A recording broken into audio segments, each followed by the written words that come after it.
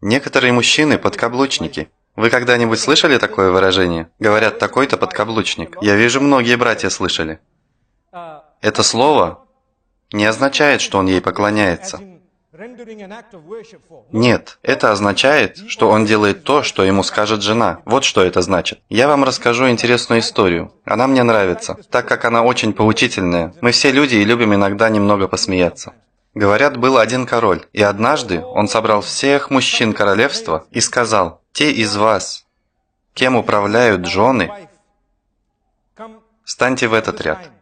А тот, кто сам управляет женой, то есть где жена выполняет то, что говорит муж, пусть встанет в другой ряд». Итак, все мужчины встали в первый ряд. Аллах велик. Они встали в этот ряд, думая, что если встанут в другой, и жена узнает, то им конец. Представили?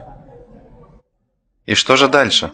Король за это выдал им всем по одному яйцу, по одному куриному яйцу. И только один мужчина встал во второй ряд. Говорит: «Я настоящий мужчина». Король обрадовался, что среди его народа есть хоть один настоящий мужчина, в котором есть мужские качества. У него есть мужество. Итак, король решил подарить ему коня, коричневого коня. Нет, даже сказал ему: «Выбирай любого». И он выбрал коня коричневой масти и поскакал галопом домой, а у других осталось по одному яйцу. Он добрался домой, посмотрел на жену и говорит: «Знаешь что?» Она спрашивает: «Что?» «Сегодня я получил коня, потому что я глава дома. Понимаешь? Дома я хозяин». Она говорит: «Хорошо, ты хозяин». Он говорит: «Мне дали выбор из 3 коней. Белый, черный и этот коричневый, которого я и выбрал. Это был самый лучший». Она говорит: «Вот это да! Ты очень хорошо на нем смотришься. Но я думаю, на черном коне ты бы выглядел еще лучше». Он отвечает: «Ну нет проблем, я могу вернуться и поменять на черного». Итак, он скачет обратно во дворец